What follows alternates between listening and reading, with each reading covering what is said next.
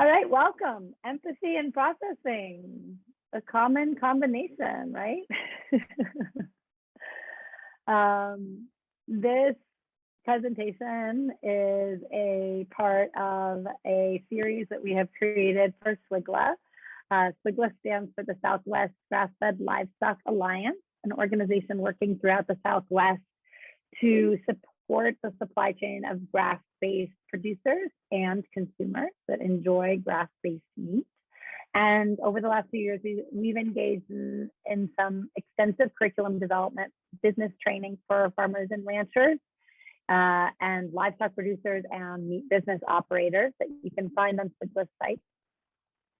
And it's called the Bringing Meat to Market series. And today's focus is a part of a supply chain primer that we presented for the first time a few years ago at the in-person Quivira Regenerate conference, and then converted it to a virtual gathering last year. And I really wanted to pluck out just this piece of information for this year and really focus on communication with your processor in conversation with someone who knows firsthand what that's about. And so just a little bit of background on who I am. I am a consultant and an educator alongside being the program coordinator for SWGLA. I work directly with farms and ranches and the nonprofits that service them, teaching business, financial, and operational skills. I have a background in ag myself and a background in food service operations, and I'm a bit of a serial entrepreneur. So today, like I said, is part of SWGLA's curriculum, but we also have with us Rick Kingsbury, who I'm very excited to be talking to and presenting with. So I'm going to keep my part hopefully relatively short and focus on a conversation with Rick. So Rick has a deep history on all sides of the cutting table. He is a grass-fed beef rancher. He's been an operations manager for a large brand buyer, plant manager and processor. And his history includes running his own beef cattle business, as well as being in charge of domestic supply chain for Panorama Meats. And he most recently retired from being the founding plant manager at High Plains Processing out there in Las Vegas, New Mexico, which is a relatively new USDA facility. So we're super excited to have Rick here today to give us a bit of the inside word, but his experience is quite interesting since he's really seen all sides. So I'd like to start us off with everybody just throwing out an idea of what you'd like to learn today in this course, so that as we get into Q&A and as we talk, we can be sure to address what you're looking to know about. And I also like to know who, just for my own purposes, who is currently processing meat. And if you are currently processing meat, are you processing in a custom exempt or state or USDA facility? And we're going to talk about what those things mean briefly. And then if you're not yet processing meat, or you're not processing meat at all, what are you interested in? Why are you here? What are you here to learn today? And I'll keep my eye on those as we keep moving through our presentation today. So just take a minute and drop that in. And we're changing it up. We're gonna go straight into Breakout Group. So get courageous, loosen up. We're gonna split you up into groups of 3. And here's what I want you to talk about: what you do, where you are, what you currently raise or sell. I want you to designate a spokesperson between one of the 3 of you that is going to not really necessarily have to speak, but is going to be the person that's going to type a couple of things that you talk about in the chat. And your topic for discussion is the top 2 most pressing issues about a processing relationship. They can be your processing relationship or things that you've experienced in the past, or even things that you've heard about. I'd really like to base it in personal experience if possible. And if you haven't had any personal experience yet, just tell us a little bit more about what you're looking to learn, and really just get to know, spend a few minutes getting to know the people in your breakout room. So we'll come back in 10 minutes, which means you each have roughly 3 minutes to share, since you'll be in groups of 3s, and we will see you in 10 minutes, which is basically 9:23, I guess. And have fun. All right, here we go.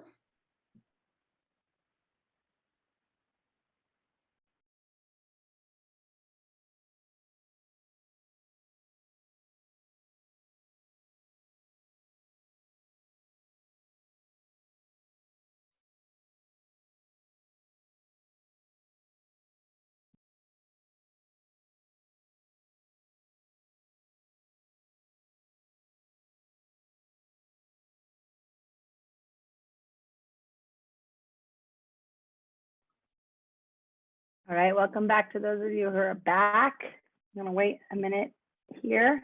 Is this everybody, Lynn? Yep, everyone's here.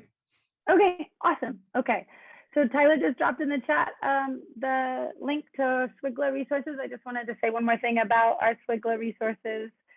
All of our business training webinars are free and online to members with lots of some handouts and tools and templates, and membership is actually free to Swigla. They've waived membership fees through next year. So I encourage you all to take a look after the fact. We also have an opportunity for technical assistance, one-on-one, working directly with me for an extensive number of hours on anything that relates to the back end of your business and the applications online. So check those things out, and I'll probably repeat that at the end. But for now, I'm going to go back to sharing my screen and get started. So as you've come back from your breakout groups, remember to drop in the chat your pressing issues so that when we get to Q&A, we will be sure to see what you want to talk about. And one last thing is, go ahead and type your questions into the chat as you think of them. We're going to take a couple of minutes right after I give my opening presentation for Q&A, and then we're going to do some more extensive Q&A with Rick at the end of our dialogue. Excuse me. So with that, I'm going to share my screen.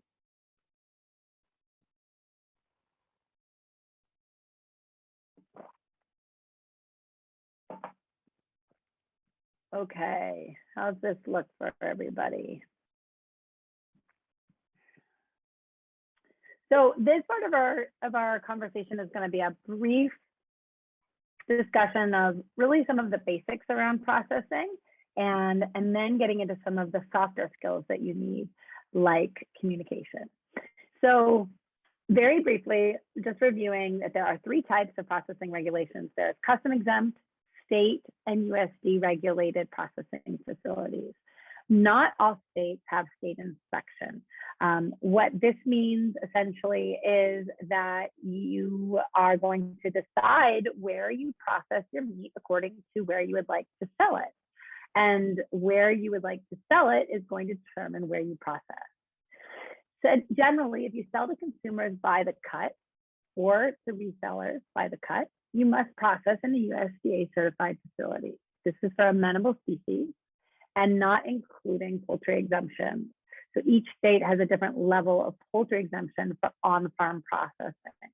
So if you're in poultry, you need to go check out what's going on in your state. And state facilities are essentially somewhat of a workaround for a USDA facility, but not all states offer that. So there's a couple of links in this presentation that I'll drop in the chat as well that are some really useful handouts that were created by the Niche Meat Processing Assistance Network, and a wonderful resource for producers as well as anyone involved in processing. There's 2 links in there, which are that's a little bit confusing to see, but hopefully you can click on them separately. All right. So custom exempt slaughter.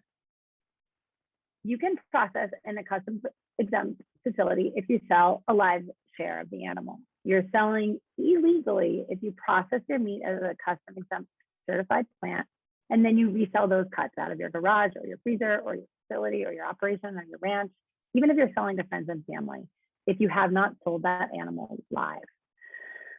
The payment must happen from customer to rancher for that live weight of the animal, and it must happen prior to slaughter.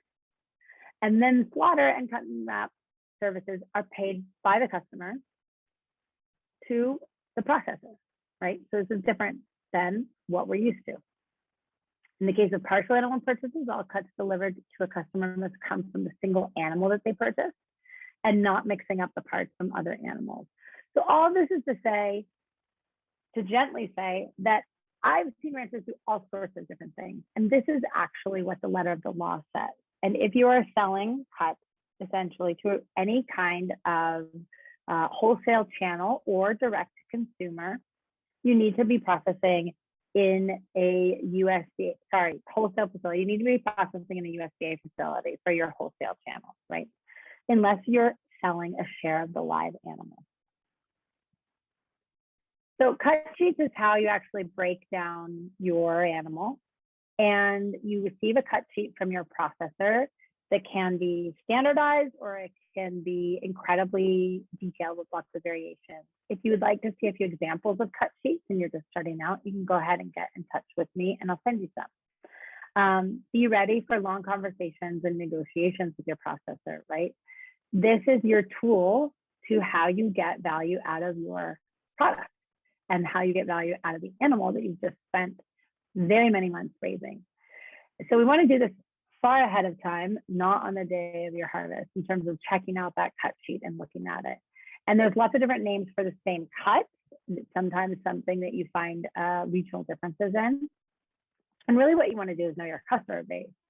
Different customers are used to different cut names and different cut styles. And so your customization and how you want to see your breakout might depend on who you're really selling to.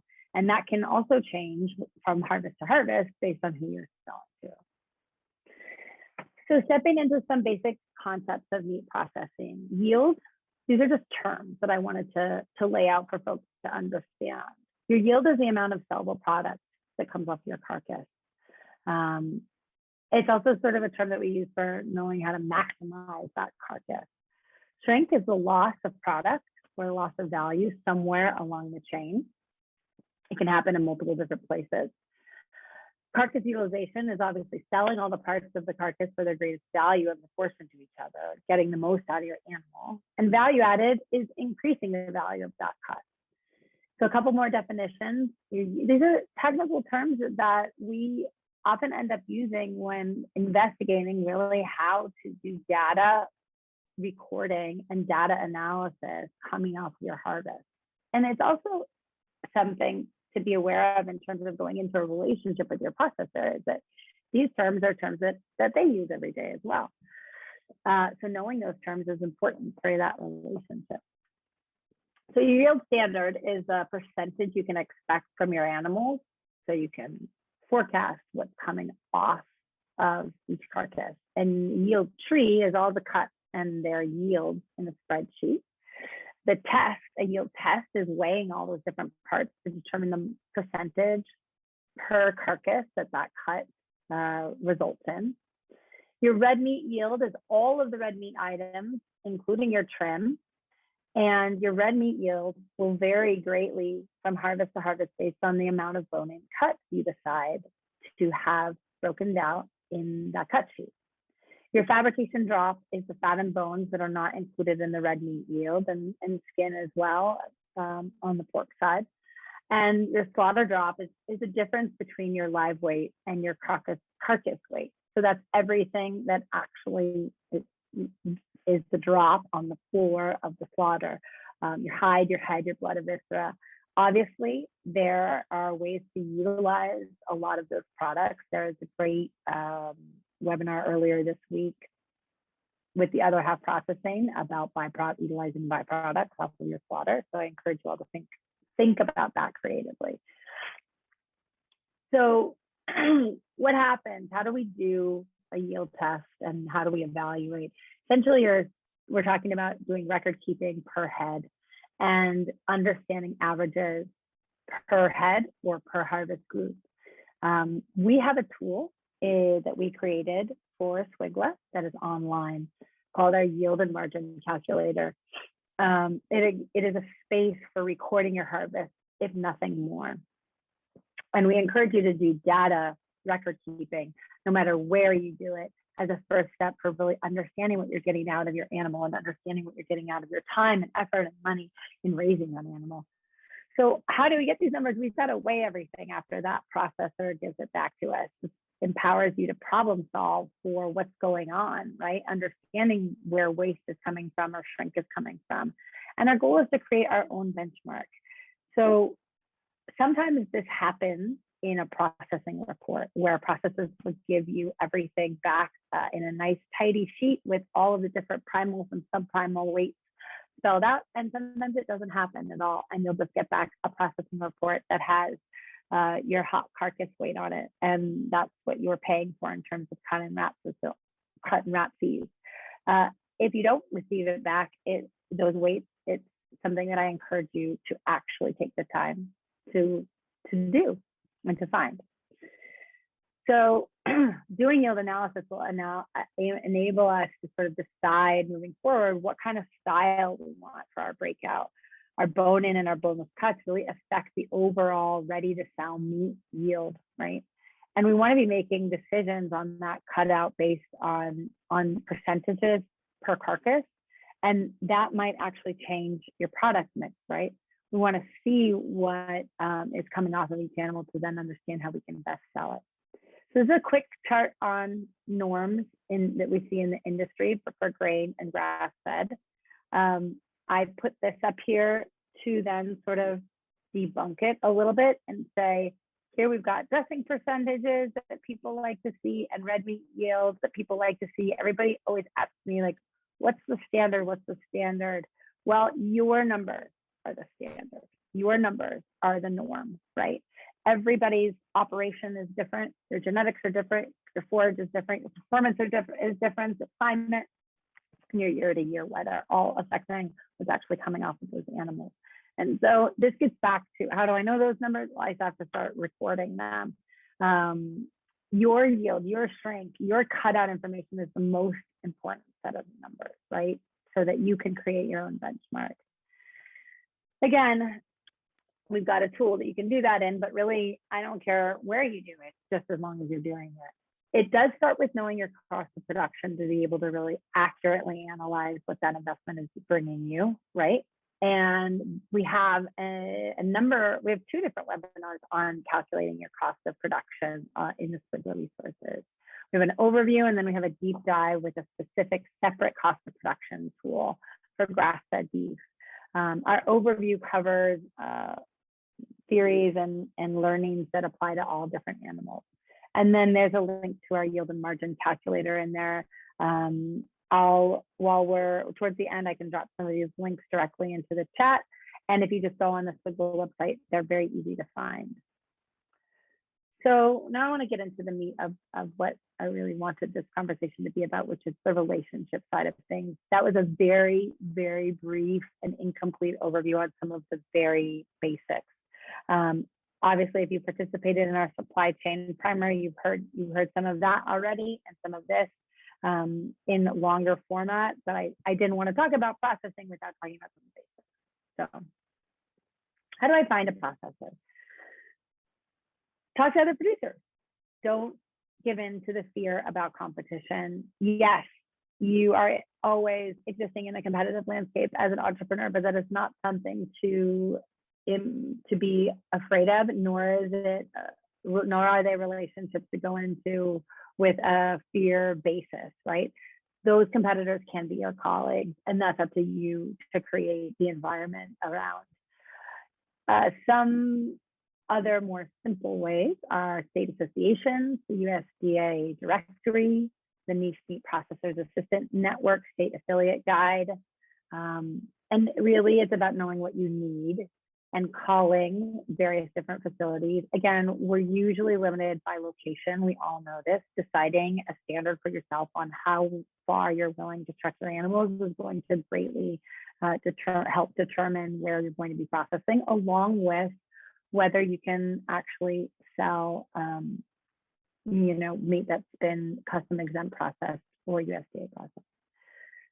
So realize that many of these processors that might be listed in some of these platforms might also be private and still be listed, and they won't co-pack. So you just want to be calling and getting information directly from them. So due diligence, again, we're in the umbrella of creating a relationship, right? Really the rancher and the processor share in this record keeping best practices in my mind. And it's not just up to your processor to do that record keeping. We want you to see ranchers provide clear cutting instructions themselves, even though they're handed a cut sheet, right? The more detail, the better. Ask for their advice, ask for copies of what's happening, and do a little reconciliation at pickup. Know ahead of time who's going to weigh what, if they're going to be weighing out all of the pieces or not, the cuts or not, and that's something you're going to do on the back end, either when you get back or on site in the moment if you can, which is ideal. But not all processors will have the space to have you do that.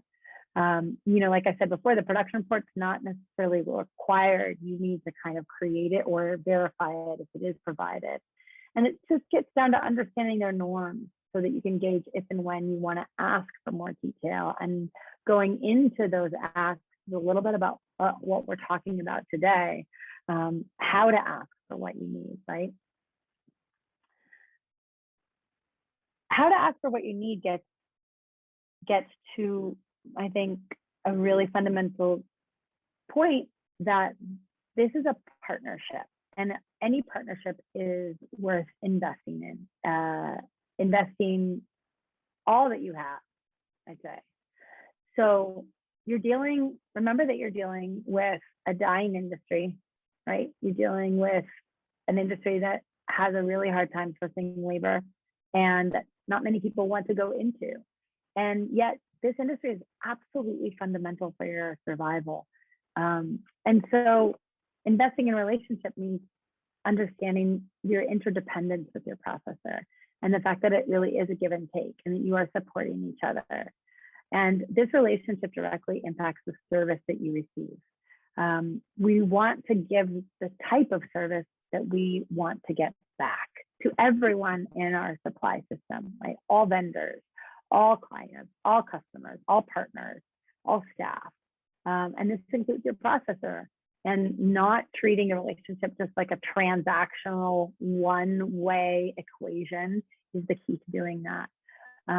This is also the one part in your supply chain and your production chain that you give up complete control to. So this often can result in adversarial behavior, and there really isn't room for that, right? Frustrations grow primarily because of a lack of understanding or miscommunication on both sides, and that's what we want to try and undo. So how do we undo it? Is with a bit of empathy.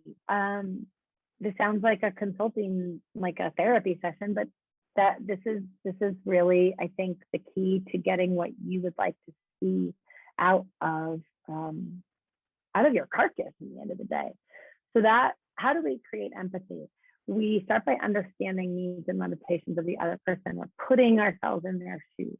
We need to understand their daily pressures, their throughput numbers, the density and intensity of their schedule, especially if you're expecting them to understand that from you as well. What are their product mix realities? What are their limitations? What are their successes? There is another MPAN handout here that I'll drop a link to when I'm done. But if you click on one of those first two, though, they will lead you also to the MPAN site where they've got some good resources. So empathy comes from asking questions and employing appreciative inquiry. What's appreciative? Appreciative inquiry. It's asking clarifying questions and listening to their responses every step of the way. And in turn, that will inspire others to approach conversations with you, ideally in the same fashion. So again, we're asking their needs and asking about what they would like to see and listening intently at every step in the logistics rather than just focusing on delivering the message of what you need. So building the relationship also comes from making a good first impression. And how do we do this? We treat folks as equals, not, as I said, as just a servant or a vendor. Get to know each other, get on a first name basis with the owner, the plant manager, the staff. Try and visit in person. And this should happen before that first harvest. You want to be investing in the relationship before your first drop. You want to use clear, respectful, and timely communication, and communicate reliably about dates, about numbers, about payments, about everything that you have to say. Give compliments when compliments are due, and communicate discrepancies or constructive feedback immediately. Don't wait months. Don't be shy, but employ kindness. Obviously, most of you are probably experiencing processor bottlenecks, and so scheduling harvest dates ahead of time is not necessarily something you have a hard time with. You have a hard time doing. It's something that you probably are trying to do. I recognize that.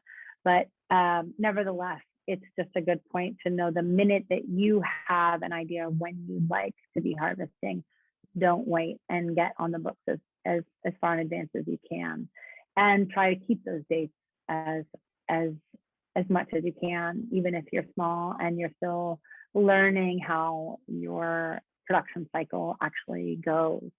If you need to cancel, give as much notice as possible. This is a little bit of, these are a little bit obvious recommendations, but I think they're still worth saying.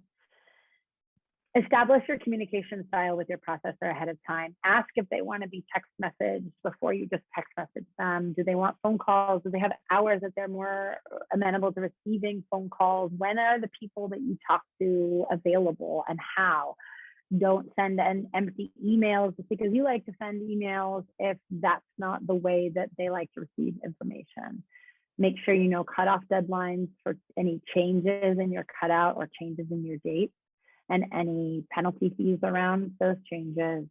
And if you're dealing with a custom exempt situation with live share sales and customers picking up directly as a processor, make sure that you know how to communicate that to your customers by understanding what their pickup norms are and their protocols that they like to follow, and clearly communicating that ahead of time to your clients. Ask ahead of time about animal welfare practices, so drop off and holding pens, loading and handling, chute design, kill method. Obviously, that's easiest to do in a site visit. Make sure that you understand all these steps before you just show up with the animals and then are surprised by the way they do things. And then same amount of information gathering in terms of logistics, labeling, packaging options, pickup, inventory, invoicing, payment terms, cold storage. Every processor at every scale does this a little differently. So I can't tell you how to do it with your processor in a slide. You've got to get down and dirty and talk to them about it. And again, build trust and consideration and empathy in order to eventually be confident in a conversation to ask for things that maybe you'd like to see done a little bit differently. So here's a list of some of the questions that you can ask your processor at the outset of the relationship. I'll let you just kind of like marinate on those for a minute. And here are some more. And Lynn, we have created a resource handout document for this webinar that we have a PDF link of that has these questions and more that really prime you for solid conversations with your processor. So Lynn, if you can go ahead and drop that in the chat, that would be awesome. That's that Google Drive link that you see there. And there's some more resources in that handout as well, including the MPAN site and Swigla sites and all of that. So creative collaborations, they do exist. Joint problem solving is something that I've seen a good bit. That is a positive outcome of positive relationships. And it's about taking responsibility to facilitate the changes you want to see in your processor. It doesn't always work, but I wanted to give some examples of some creative collaborations to get you inspired about really talking and working with your processors instead of just expecting expecting them to become who you want them to be, and then complaining to your colleagues when they are not what you'd like them to be, which is again kind of how we got here in this conversation, right? Because that's usually what's happening, is complaining. So that's what we're trying to work against. So a few examples that I've seen or heard about here, purchasing or cost share for IT tech time expert, like technical expert, to come in and help produce the production reports out of a scale that a processor already owns. The scale is already owned, but they needed some IT help to like figure out how to use it to its best capacity and get the production reports that the producers wanted to see out of that scale. So that's one. I've seen another aggregator distributor purchase iPads for the processor in order to expedite their use of software on the kill floor. I've seen a producer go into a joint organic certification effort with a processor, and also cost share a bacon roll stock machine. Processor that we actually bought Metro racks for, so that our inventory could be better organized when it came off of the cutting floor, and labeling machines so that they could label the boxes in a way that made it easier for us to see. Another aggregator bought barcode inventory tracking software together with the processor. And then as a restaurant, this last one is also me, we actually did a steam butchery exchange between one of our custom exempt processors, who eventually became USDA facility, with some collaboration from us as well. We brought in some steam butchery experts and had them do a day on the cut floor with the custom exempt staff, learning from each other, talking about cut names. Super wonderful exchange. And our chefs were there as well. This is when I was running a joint livestock producer cooperative and restaurant. So that's how that all came together. So just some inspiration that these things can happen. So customer service, quickly in the chat, wanting to see who actually sells direct with live animal sales, just so we get an idea of that. Who's doing customer pickup at the processor, if anybody. This is an area that commands a lot more hands-on customer service from folks, from producers, understanding customer service. I wanted to touch on that.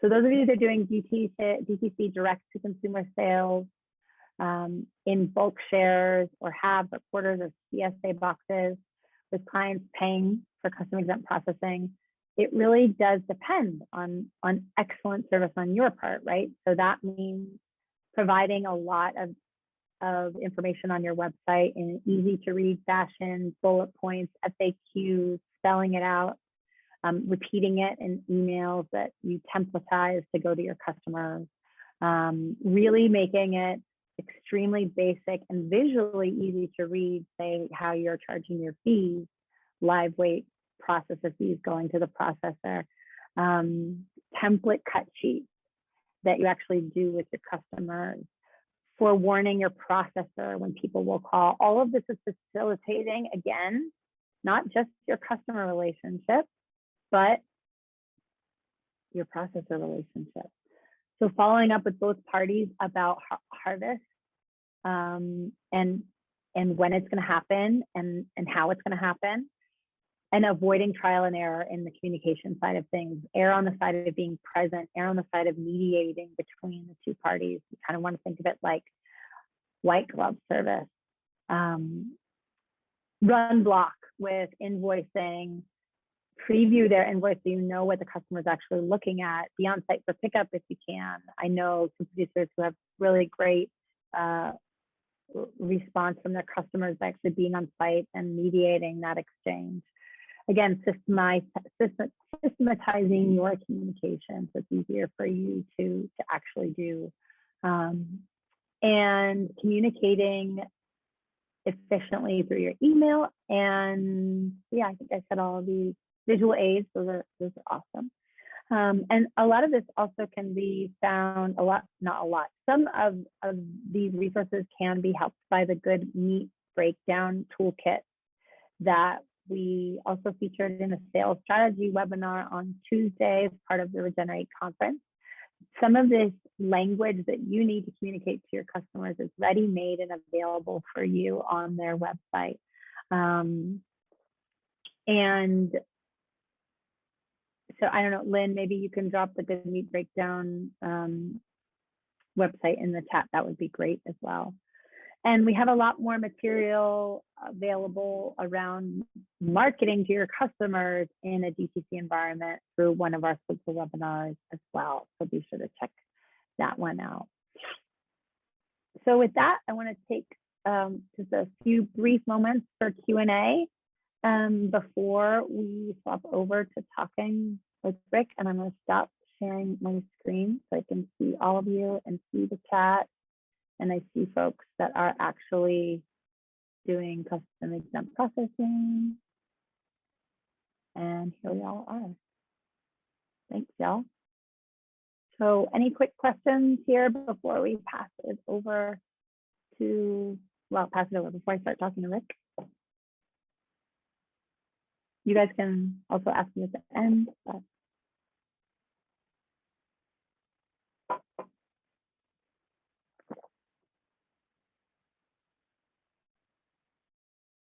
Can you talk about freezer storage regulations for USDA inspected beef, says Emily. And Quiver folks, maybe you can help me catch anything that's up higher in the chat. Emily, so I guess you're asking about specifically how your freezer needs to look and be. Is that right? You can also unmute yourself and just talk. Hi, Olivia. Yes, that's pretty much what I was referring to. Yeah. And also like the room itself, you know, that your freezer resides.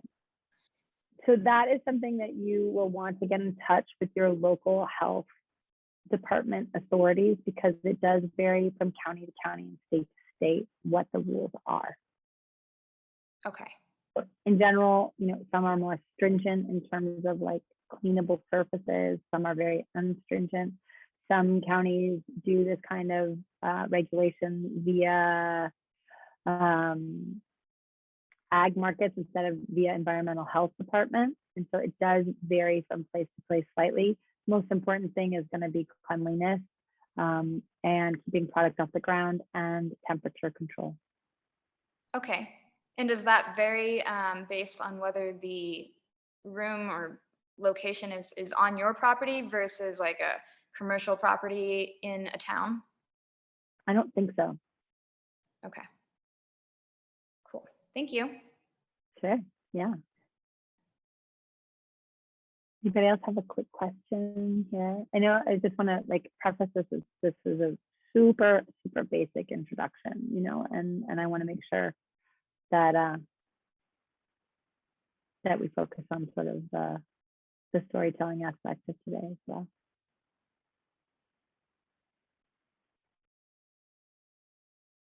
Okay, well, if you come up with other ones, write them in the chat. We'll find them. And with that, I would love to have Rick turn your video on for just a minute, because we have found that Rick's connection is a little bit weak, but I would love for him to show his face to everybody. Good morning. Good morning. Can you hear me? Morning. Absolutely. So Rick, let's keep your video on until things are a little bit weird. How about? Okay. Yeah, it's still delayed. I can see it. Yeah. Okay. No, but it's better than it was before. So let's keep it on for now while we start talking. Okay. Very good. So I'm gonna ask Rick some questions, y'all, and just dialogue, and then we're gonna have at least 10 minutes at the end for you to talk to him directly. So I gave us a little bit about your background, Rick, but I would love to hear in your own words your history and your experience and where you're coming to us from today. Okay. Good morning, everybody.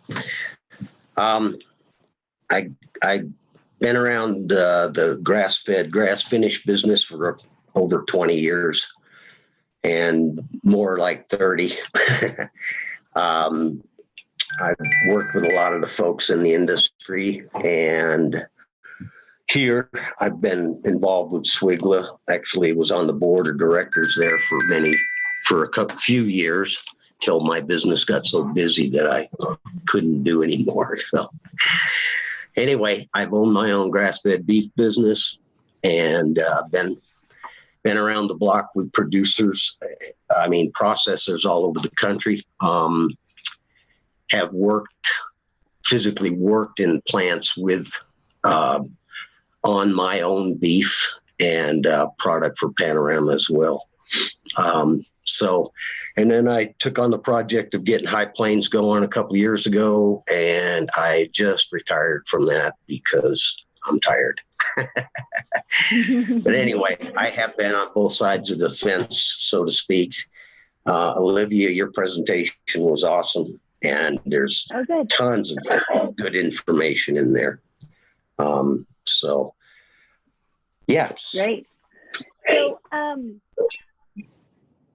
I would love to hear you describe a few examples of the successful relationships between processor and rancher, either when you were in the processor plant manager role or when you were in the rancher role. Can you give us some ideas of moments that you've seen communication really work, and what were the elements that led to that success? What's the formula for getting it right? Not getting it all right, but at least getting that communication and trust right.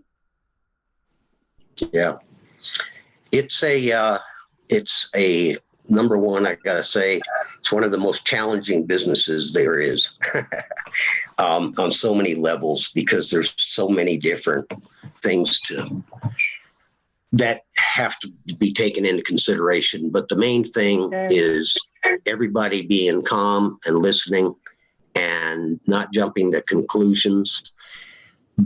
I work with people a lot on communication from day one, and it's always a long-term process. And I've had producers that came in and they went, "This is exactly what I want, and this is why," and da da da da da, and then we're disappointed with the first session, after they got their beef back. But it's a long-term process. You have to keep working with each other is the main thing.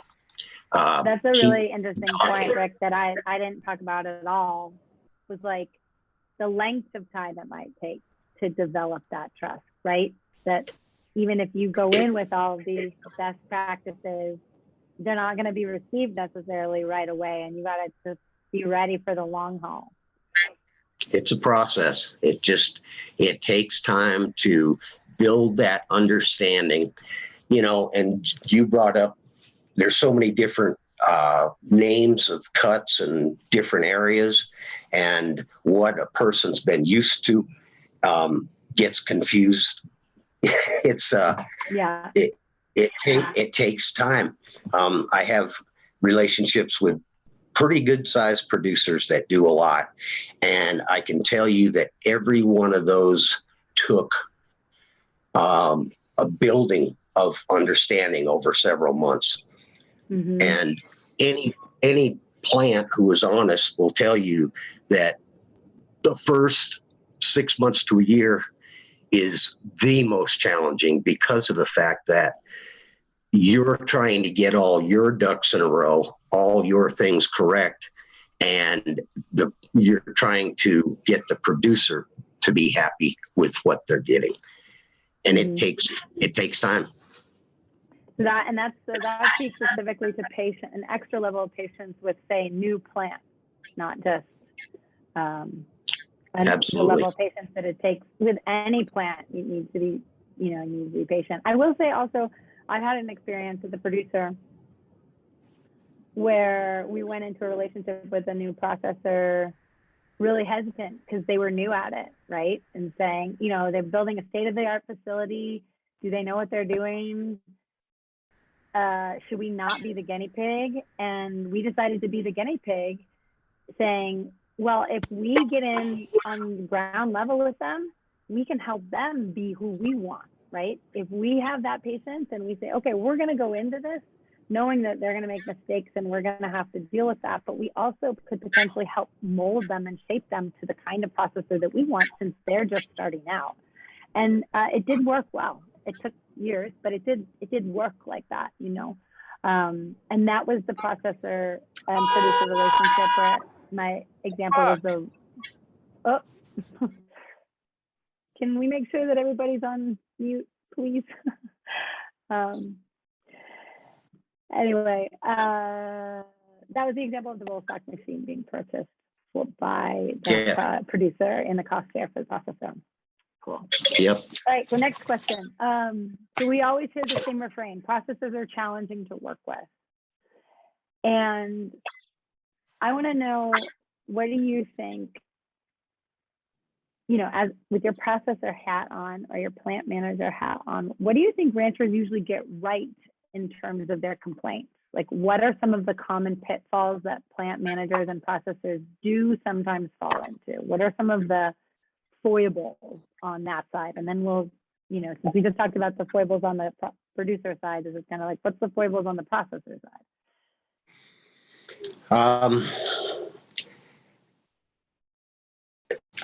I gotta shut this video off. I can't hear you now. Okay. Hold on. Can you hear me okay? Yeah. Okay. Yeah.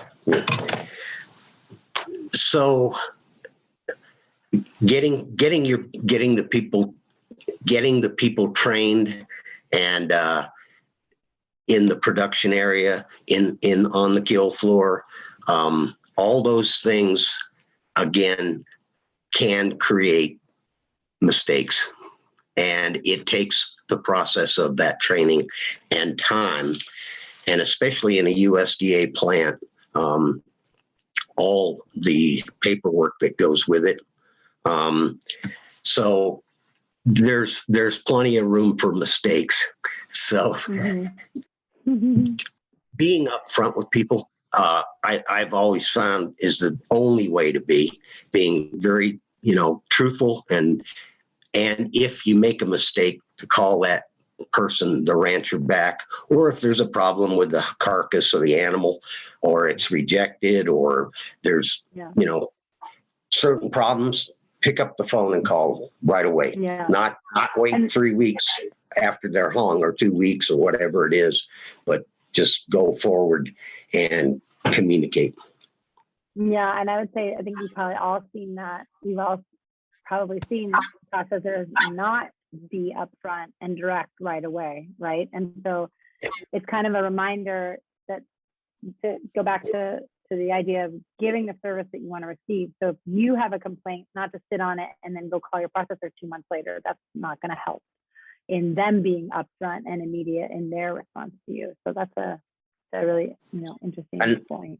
Another really good thing to help the relationship is when the butcher goes over the cut sheet with the individual, that they go over it together. They don't skip anything, and they sign off on it, saying, okay, we understand each other. And then if there's a question, we'll call you. If we get in the cut room and or something, you know, the carcass was like the liver was rejected by the USDA, or, you know, something or other that came up, or sometimes you cut into something and you find out, or when you kill it, that it had a broken leg or a bruise, or, you know, that took out a huge chunk of meat. Call them up, call the rancher, the producer, and say, here we go. We're going to have to fix this. So there's a million different issues that come up, but if you just keep communication open, that's the best way. Right. So this is related, but given those shortcomings that happen on the processor side, is there anything else that you haven't mentioned yet about how ranchers can help sort of anticipate those issues? Like, what what can the ranchers do to make those processors' lives easier and do their part? Like we just talked about, okay, open, honest, easy, upfront communication, reviewing the cut sheet together and signing off on it. Anything else come to mind in terms of like what we've got a room full of ranchers here, I think. You know, I'm not sure if there's any processors. I didn't see anything in the chat about any processors being in this little Zoom room. But so what are some immediate takeaways that we could say, okay, here's how you can avoid the pitfalls that, yeah, processors get into? Well, first of all, a lot of people who are starting out in the beef business and of raising their beef and selling their beef, first off, they don't know when they first start what they need. They don't know what their customer needs. And with dialogue about, I always ask people, what's your business? What are you doing? Is this beef just for you and your family? Mm-hmm. Yes. Okay. That's one conversation. And if they are doing it to resell and starting their own beef business, then that's another conversation. To help them understand what it is they need. And I give people a lot of help with the business by just asking them those questions. Who's your customer? What are you trying to achieve? This is what I would suggest if you are selling at the farmer's market, or if you're selling to stores. And a lot of people I've suggested that do a pretty robust business. I've suggested, let's offer them subprimals, ribs, chucks, let them cut them. And that works really, really well if you're working with a chef that's what they do. So there's lots of ways to approach it, but the main thing is asking the right questions on what your business model is. I love that. I've never really thought about that before. Filling in the processor on some of the ins and outs of your business model and going to them to ask them what they know about that target customer group and what they've seen to help me shape that cut sheet and get that value out of the various different cuts. That's great. So what about trust? Anything else that we haven't mentioned that you feel like is a key to building trust? Because really this relationship is usually shrouded in distrust, mistrust. Yeah.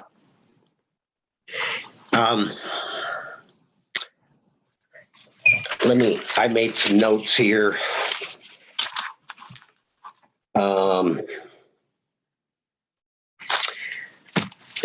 A lot of the things that a lot of people, when they take an animal to a processor, they expect that they're not going to get back everything they brought.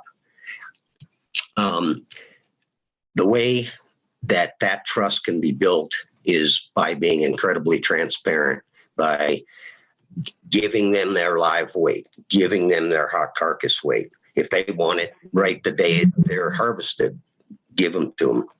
And then the hang time and to the processing room, and then packaging and weighing, and the weights are a good packaging system where your weights are on every single package, every single steak, everything. Right. And then weigh your boxes going out the door.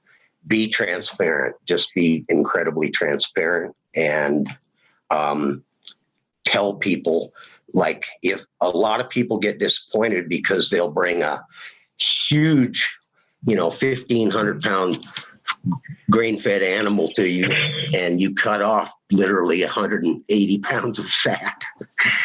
And I've had to work with producers, grain-fed producers, a lot to show them, and literally show them, take pictures and show them that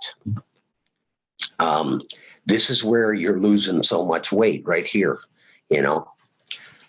So those are some of the things to help the process.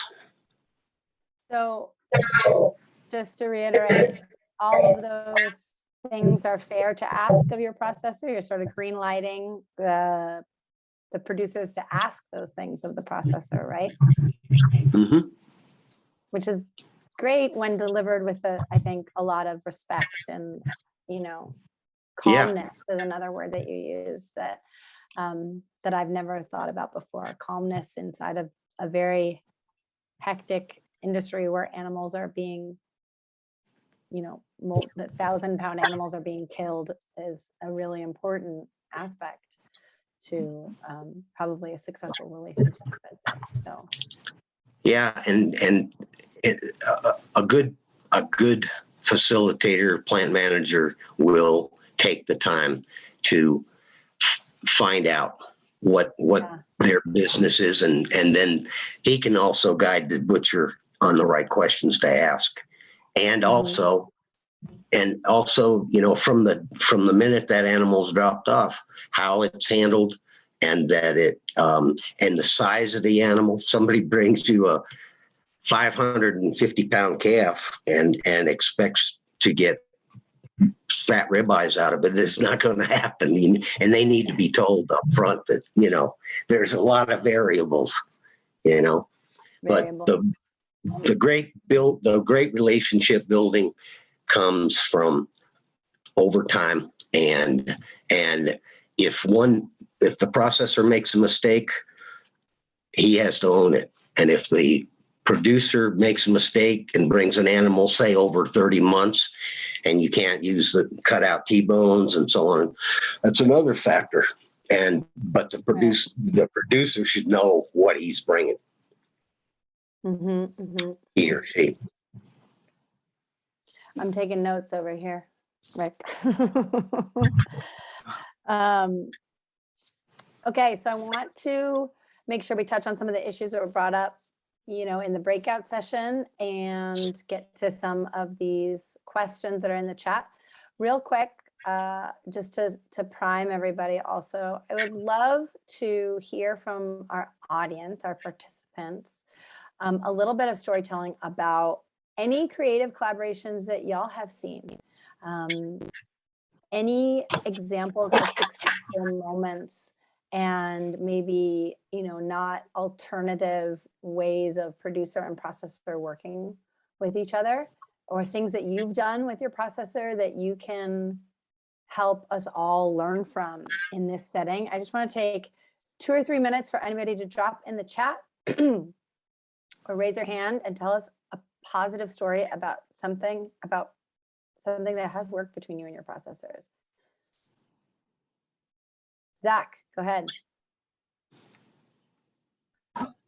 Yeah, my name is Zach Withers, and one thing that I haven't heard come up that I think is pretty important is recognizing that the processors run a business that needs some consistency and reliability. So like, we've been doing direct market meat for 7 years now, going into the 7th year. And a couple of years ago, it wasn't working. And when we went to saying we want 8 spots every other week, year in, year out, all of a sudden, like, our relationship really improved. Filling those spots with our animals has been extremely challenging, but we've been able to do things like work with like Emily Cornell, I think, is on the call from Story Ranch, and we've been able to set it up where she'll drop off beef at the same time that we're dropping off hogs, and that gives a diversity to, like, a consistency, and also adds like some different ways. Like, we've been able to use our pork fat to cut into beef and do like green chili beef sausages, and Nice. that gives us utility for like the coal cows. It gives value-added processing to the processor. So like, they charge $2.50 or $2.75 or something a pound for case sausage. We can charge, you know, $10 for a specialty, really high quality case sausage. We can fill spots by giving spots to other producers. That creates a year-round supply chain for our processor, and it buys us a little bit of leeway when we screw something up, or, you know, forget to send in a cut sheet, something. We're really invested in their success, as well as they're not just serving us, like, we have to keep them in business as well. So running up high dollar processing fees and stuff like that. That's worked really well. So that's one example. Thank you, Zach. I love it. So two things really that I heard right there are, the consistency and the frequency, and then also the fact that you can collaborate with fellow producers to ease the whole chain of logistics and operations in your processor relationship. Awesome. Thank you. Anyone else have any positive stories quickly that I want to tell before we get to the chat questions? Nancy, I see you. Olivia, well, just to build on what Zach said there, I was able to work with 3 processors, which was a real bonus in very unpopulated central New Mexico. But one was a very small family-run business.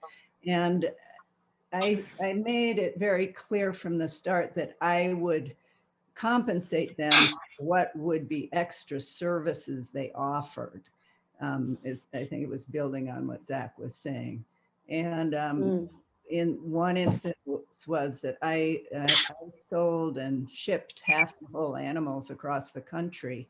And his wife offered to pack and ship coolers for me. And I mean, that was an amazing bonus, really. And at one point she had to drive 75 miles to get the dry ice for the coolers, but she did it. And, I paid for it. And they really appreciated that. That's great. I love that. Yeah, so I think that speaks to having open lines of communication, that conversation even came about, right? That you even found out that that was an option, that they offered it and you offered it. That's about having already established some of that trust there. Super cool. Thank you, Nancy. All right, with that, I'm going to head over to some questions in the chat, and Quivira folks, please help me make sure that I haven't missed any that are higher up. But I think the first one I see that we haven't hit yet is from Tony saying, I've experienced getting quite a lot of quality variations in how animals are cut over different animals. Is this a result of different experience levels of the crew cutting on any given day? And any suggestions on how to deal with this? Oh, so these are for you, Rick. I'll support you as you need support, but I think you got it. Hi, Tony, and hi, Nancy. Yeah, it can be several things. One, it can be the quality of the beef itself. It can be how long the beef has hung, and if it is firm enough to cut steaks evenly. There's got to be a certain firmness to it, and yes, going back to what I said before, it can be training and getting the proper crew that does a consistent job every time. And one of the ways I used to go to plants and actually work with them. It's a little tougher to do that nowadays because of all kinds of regulations. But if you can have the opportunity to work with a butcher or just spend, an hour or two from the breakdown to the cutting of steaks, that's a great thing to be able to do. And that way you can communicate exactly what you're looking for, and they can ask you questions, and that's a good way to work with somebody and hopefully solve the problem. It cannot be done all the time, but good to keep working at it. Okay. I hope I answered the question. Yeah, I think so. Next question from Jane. Can you speak to examples of contracting between ranchers and processors? Is that a thing? It seems smart once the relationship is built in terms of long-term security of processor access. Good question. Yes. Yes. To answer that question, there's a bunch of people that I've worked with over the last year that we built a relationship. we got the product exactly like they liked it. I was building the programs to utilize their beef and sell it elsewhere. So that's one example, you know, that you would enter into a contract for a specific program, if you will. What about just between like a rancher who's then going to take it back and sell it? I think the question is not just securing dates, but then actually solidifying that with a contract, which I have never heard of, but that's an interesting. Yeah, no, I just for individuals, you mean? I don't think so. No. Okay. On a, like I said, a long-term ongoing basis of that, say I, as the processor, had a contract for X number of beef Right. every week or every month, and then a contract, you know, certainly would be in order. Sure. Right. So that's the that's the processor being essentially a reseller or a connector or broker, selling to a distributor or aggregator, creating a program themselves. Right. Yeah, that makes sense. Okay, next question. And for any of you that are asking questions and we're not getting to the meat of it, or it inspires something else, you know, drop more in the chat. Okay, is it reasonable to ask for a carcass report once an animal is slaughtered and hung? Does the carcass have any issues? Any problem with organs? Will this carcass make good cuts, or should it be ground into burger? So I think what you're talking about, Tony, is not a production report, but actual like a review of the carcass quality itself. Is that right? You can just unmute yourself and talk, Tony. Make sure. Yeah, exactly. Tony, are you even here? Oh, there you are. I see you. Yeah, I just, so you know, you take an animal in and it looks good, but I've found over time that it's not necessarily, you know, how they look on the inside isn't necessarily always reflective how they look on the outside. And you know, before you make decisions about how you might cut a carcass, it would be nice to know, you know, what that carcass looks like. I've gotten into going in and looking at my carcasses sometimes, but that's time consuming, and just wondered if I could, you know, if it's reasonable to ask a processor to just give you a report on that. And also gets back to what the lady was asking about, or saying that, you know, I offer to pay for an extra service perhaps, but I'm just wondering if that's something anybody else is ever doing, or is it reasonable to ask? Yeah, Tony, certainly it's reasonable to ask. And with what again, going back to what I said before, I would always, if there was a problem with the carcass, they informed me immediately. And I came in, took pictures, and would actually send the pictures to the producer, tell them there was a problem, and then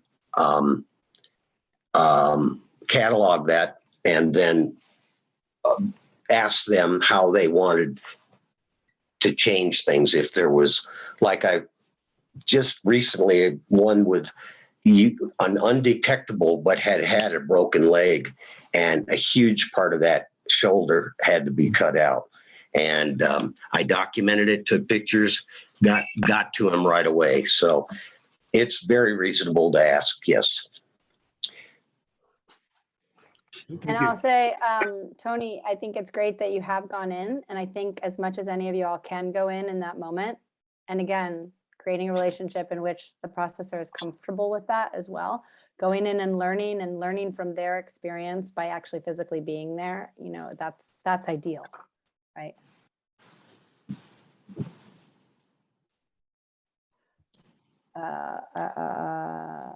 Okay.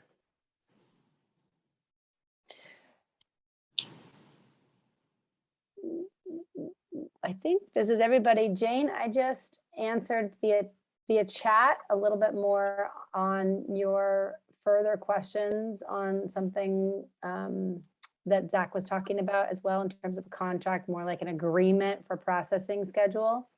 And I think that I've seen that happen in poultry processing more than anywhere else, where it's just like a simple agreement that says, here's your dates. Okay, I'm going to come on those dates. You're required to come on these dates, and they sign it. And it's nice because it just sort of inspires deeper responsibility, even though it's not really like a big defendable contract. I haven't ever seen it from a plant, a beef processing plant or a hog processing facility. But I do certainly think that it's an okay thing to think about, as long as there's already trust created there, I'd say, you know, before you go asking for some signing on the dotted line, because people will naturally sort of, I think, be a little bit hesitant about that. What do you think about that, Rick? Yeah, I think it's real reasonable to work out an agreement and have both parties sign it, which is essentially going back to what I said about the cut sheet, when that is actually, you know, going down the line, making sure that every single thing is covered, and then adding to that, a lot of plants, which I have found really helpful, is they have an actual printout of your your live weight, hot carcass weight, cold weight, and yield. And that I found to be incredibly helpful for producers, especially, you know, larger scale producers, and what they were going through, and exactly knowing in the herd what their animals were doing. So Great. Well, that brings us pretty much to time here. So I am just dropping in our emails in the chat, and I want to encourage you all to get in touch with all of us. I'm not going to go back to sharing my screen with these emails on here, but I have, you know, a nice picture, but that's okay. We can just forget that. And I would love for anyone to be in touch with us. Rick is retired, but is promising to do some consulting on the side. So don't be shy to get in touch with him. And I encourage you all to check out the Swigla site as well and see what resources really speak to you. And I think that's it. Anything else that I forgot from anybody here? Any of the boss people? Rick and Olivia, thank you both so much for being here. I really appreciate it. I think Olivia said it, but Swigla has free technical assistance on these topics. So if you would like somebody to sort of walk you through anything that you heard here in more detail, please be in touch with Olivia about that. I just wanted to remind everybody that we have another session starting at 11. This session will be with Farm Commons, talking about the right legal structure to reduce risk in your agricultural business. We encourage you to come back. It is the same Zoom number. Thank you all so much for being here. We will send out recordings at the end of the day with these if you'd like to listen again or share them with a friend. Thank you and enjoy your afternoon. Thank you all. Thanks, Rick, for talking with us as well. And thanks, Quivira folks, for managing the tech. We'll see ya. All right, Thank bye you. now.